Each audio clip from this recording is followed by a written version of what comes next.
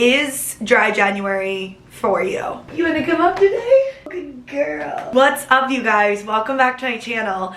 I don't know if you guys know this, but this is my biggest goal for 2026 is to restart my YouTube channel and be freaking consistent with it.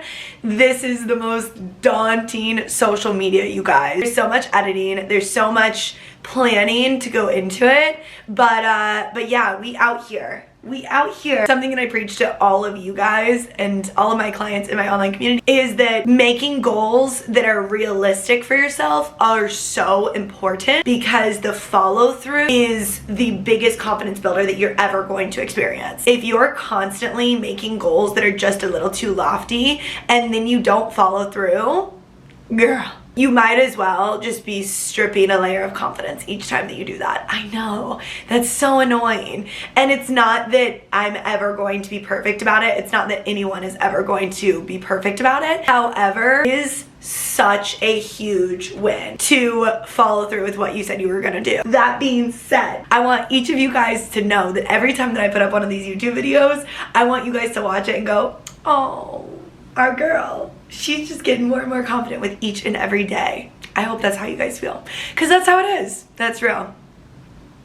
Okay, which actually is a perfect segue into what this video is about today, which is dry January for you? Interesting topic of discussion, Hannah. Thank you guys. You guys know that I am your balanced girly. I always have been and I always will be. I have one time in my life pursued a goal that did not have balance in the forefront of it, which was my bodybuilding competition, and I quickly realized that that was not for me. Hats off to everybody that is able to do an incredible feat with themselves and still have a good head on their shoulders, but it just wasn't for me. Balance is always going to be for me. Dry January is not very balanced. I mean, at the end of the day, you are restricting yourself of something, which in itself is just not in the category of balance. That being said, this does fit in the exception category,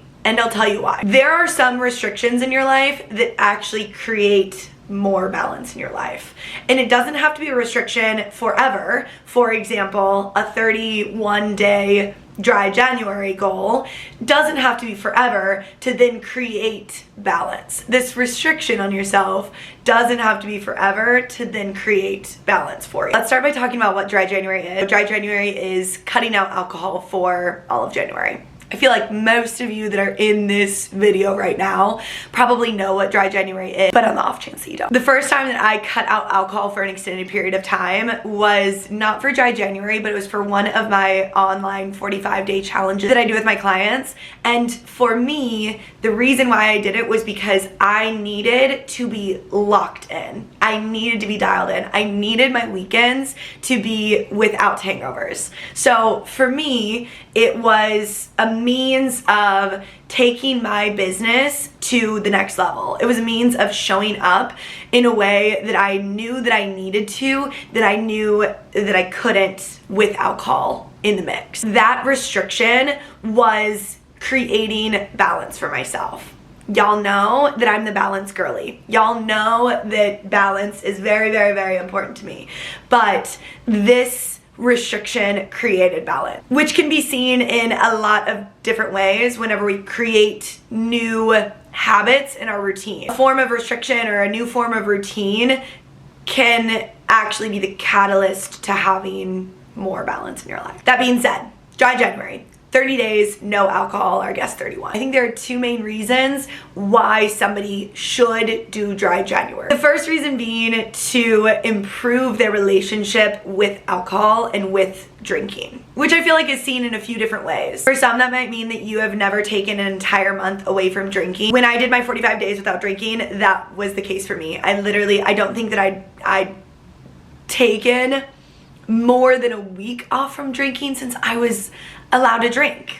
The first time that I challenged myself to not drink alcohol was in my late 20s. So, not to give myself an excuse, but What else are you doing in your 20s? Not drinking for those 30 days. It's a good way to reflect on what drinking is doing for you and what it's taking away from you. For me, it was taking my weekends away. I was working all throughout the week, and then it came to the weekend and I enjoyed myself a little too much on both weekend evenings, and I was hungover. I wasn't even fully able to enjoy my Saturday mornings or my Sunday mornings or just my days and weekends in general because I felt like that sucks. Imagine that it wasn't alcohol that was causing your sickness. Imagine that you worked hard Monday through Friday and then you got sick every single weekend. I was doing that willingly. So that was my biggest takeaway. Alcohol, to the extent that I was having it every weekend and the amount of drinks that I was having every weekend, was actually taking away from my life. And what I gained from it was time back in my life.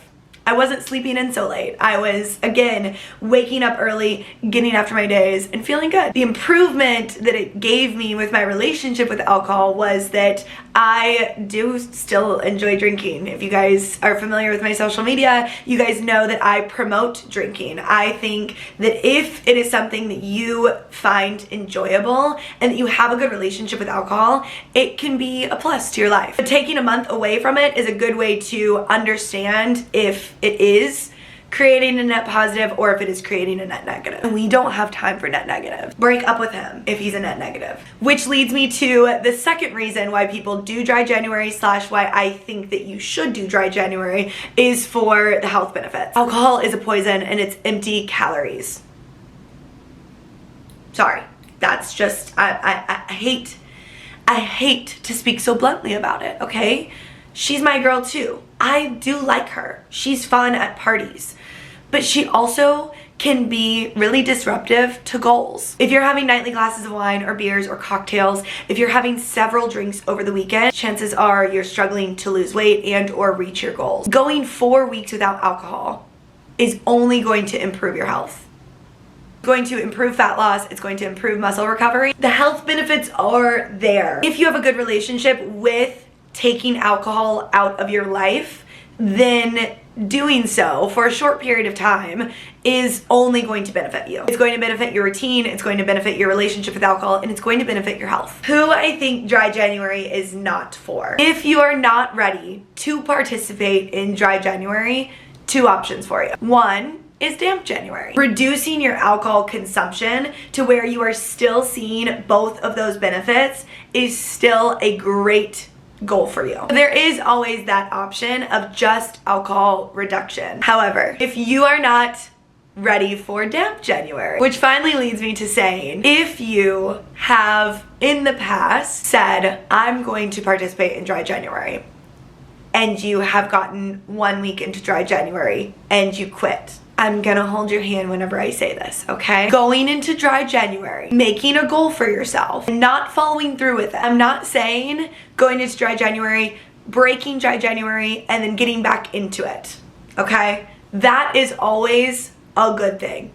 2 thumbs up. What I don't want you to do is make this goal for yourself and quit on yourself, because the only thing that that is going to do, genuinely, is crush your confidence, create an even worse relationship with alcohol, and probably lead to binge drinking. If you're cutting out alcohol and you're not ready to cut out alcohol, and the next time you drink alcohol, you're craving more alcohol, this might not be the right time for you. And that's okay. You don't have to participate in a dry month of alcohol just because it's January. If you're thinking about doing dry January, or if you are in the middle of doing dry January and wondering if this really is for you, consider if it is a net positive that you do it, consider your goals with it, and consider if it's realistic for you. Okay, that's really all I had to yap at you guys about today. If you liked this video, make sure to give it a like and hit that subscribe button so you never miss any more of these videos where you can look at me and say, ah,